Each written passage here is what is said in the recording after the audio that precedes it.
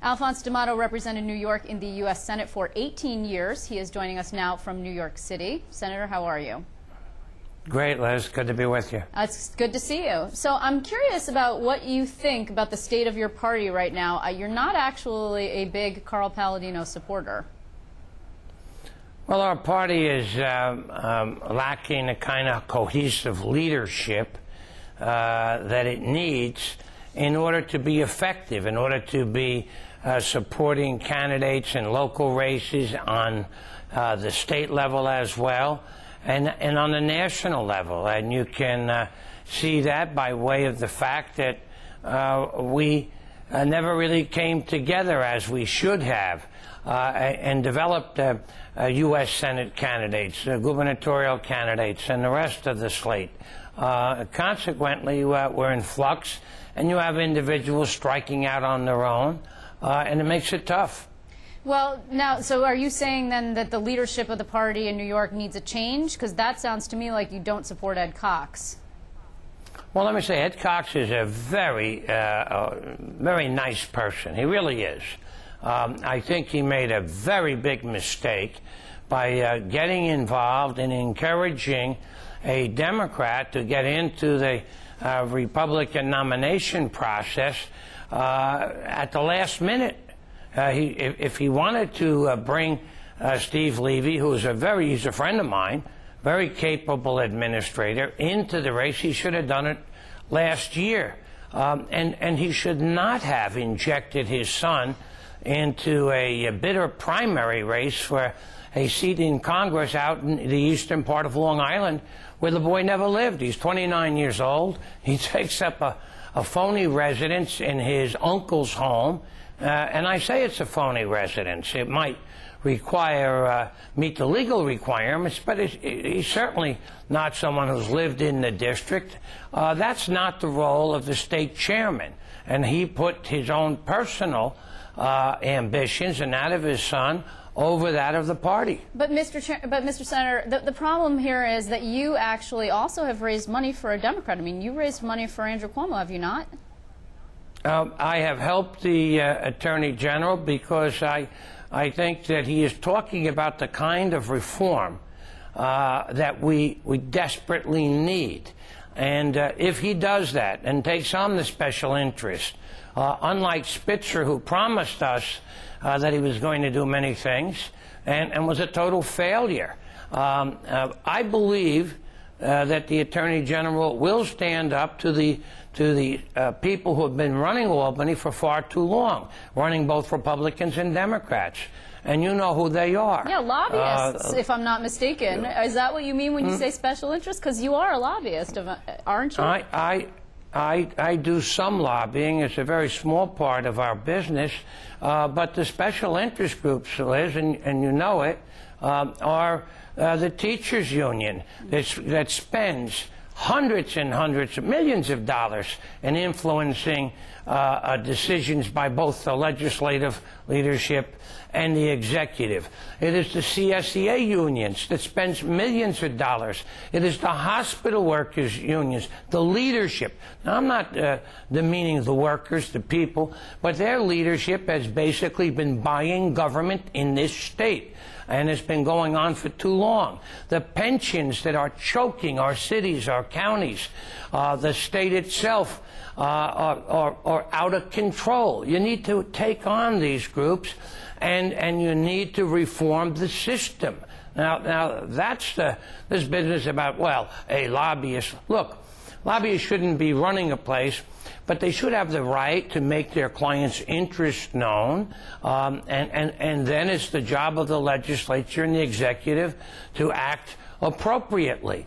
But to have people pouring millions of dollars in and literally blackmailing, whether it was the Senate when the Republicans controlled or the Assembly where the Democrats are controlled, That's outrageous. And that's what's been taking place for too long. Senator. Those are the special interest groups. Okay, you actually crossed party lines to join former State Comptroller H. Carl McCall and former New York City Mayor Ed Koch, both Democrats, to write a letter, an open letter, saying that you felt that Carl Palladino was unfit to serve. Now, Carl Palladino was on this show and he had a response. I'd like you to respond to his response, if you just take a listen to it. Alphonse has finally come out of the closet. Alphonse has finally declared himself a Democrat now. That's wonderful. I'm really proud of him. I think he should have done it a few months ago. He should have told people, yes, he is in Cuomo's pocket. Yes, he is supporting Lazio. He sent Finkelstein over there to run the Lazio campaign, and he failed. Now, all of a sudden, he's open and he's joining Koch. Interesting. Okay, so he's a pretty plain-spoken guy. I never knew I was in any closet, number one. So let's get that straight. Not in the closet. Got it. Number two, I am a Republican. I'm a proud Republican, but I'm not afraid to endorse a person who I think, particularly in the state that I live in and that I love and that has been so good to me, will do the best job. And I think that Andrew Cuomo, I'm a Republican, and I'm proud of it, will be a better governor for this state. So you're now, formally that happens to be... You're formally endorsing saying, Cuomo. Well, listen, I believe he'll be a better governor than will Carl Palladino. One. Number two, I did not encourage Rick Lazio to run for governor. As a matter of fact, I think he should have run for the Senate. I told Rick Lazio that. I did not urge him to run. As a matter of fact, I had quite a dispute with his campaign manager or his strategist, who happened to be a dear friend of mine, with respect to that. So I thought it was a poor choice. I didn't think that he would do well. And the fact is that Carl Palladino has tapped into something, and that's people's anger and frustration at what they've seen take place in Albany, which has been disgraceful. Senator, can you tell me, what about Kirsten Gillibrand? Because you have a connection to, I believe, her father, actually. He was a lobbyist also in Albany. Are you supporting her? Are you supporting Joe DioGuardi? Look, I'm a Republican, and I support our Republican candidates. I have indicated that I believe that in the case of the governorship, that Andrew Cuomo will do a better job, because he has taken on positions that none of his party has had the courage to take on before. And I'm talking about the power brokers who've been running Albany. And Liz, you know that these are. Dennis Rivera, who's now left and gone down to Washington, they just about ran that show with both the Senate and the Assembly and the governor. George Pataki, a Republican, signed a big sweetheart deal and got their endorsement for his reelection. By the way, didn't you hear me say this has been going on for 20-plus years? I did hear you say. And didn't you hear me say that they did it with both Republicans and Democrats and the executive? I'm not giving him a pass on it. Those sweetheart deals have got to stop. These pension giveaways have got to be changed. New employees should not have a defined benefits plan. They should be made to contribute, just as in the ordinary sense in the working place in the private sector people do.